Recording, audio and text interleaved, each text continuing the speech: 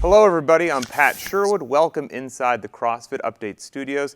Today I'm joined by Matt Fraser.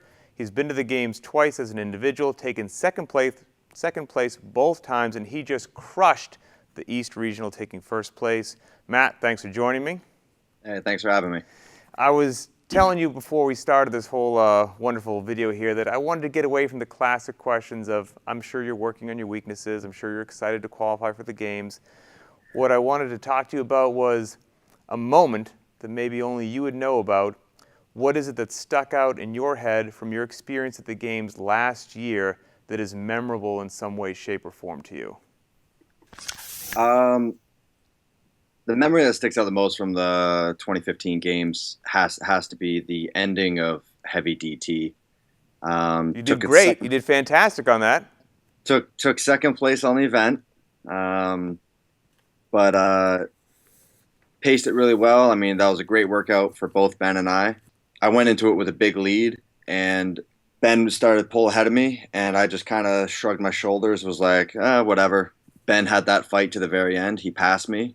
So at the time, didn't really think much of it. I was like, okay, like, good event for him. Still got second place. I'm still in the lead. And it was, as I was walking off the floor, kind of had a little conversation with Castro, and he was kind of like, why'd you let him win? And I just kind of shrugged my shoulders. Oh, I got enough of a lead. I'm comfortable. Fast forward 2 days, and kind of like, man, really wish I didn't kind of take it easy there. I could really use those few points right now, but I can't say like if I did fight, I would have gotten first. Sure. Who knows what happened? Who knows if it would have made a difference?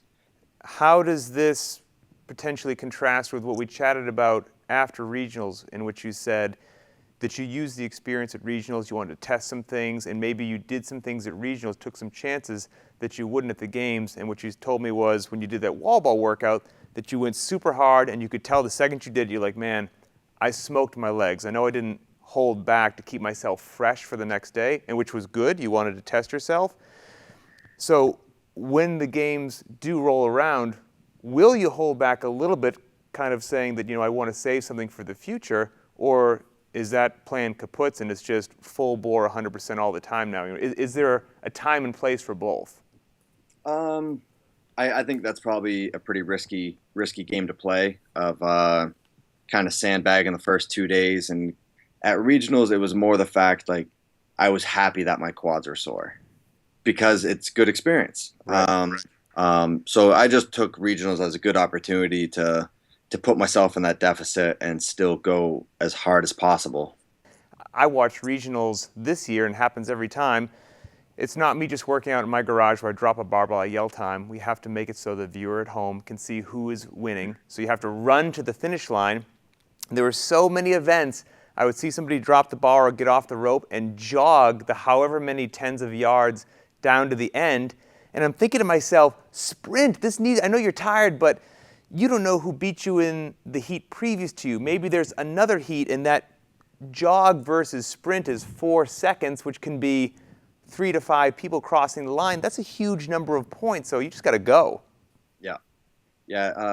There was stuff like that I've kind of gone over in the off season, and it was Bergeron he showed me some clips from like 2012 games or something, and it was one of the games athletes was in the final heat, and he was so far ahead, and it was a 300-meter sprint at the end.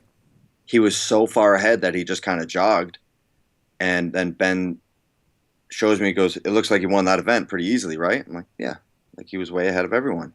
He was like, he got sixth. 5 guys in the previous heat beat him. And it was just a perfect example. And then you watch the end of regionals on every region, and people in the final heat, they didn't do what they were expecting in the rope climb workout.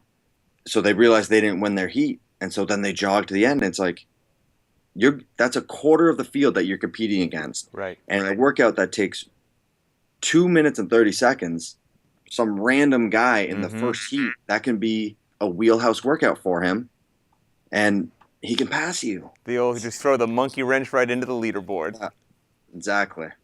Well, that's cool. Hey, We appreciate a little glimpse into your mind, especially some of these little historical moments that are near and dear to your heart. And we wish you nothing but the best going into the 2016 games. We look forward to seeing you compete.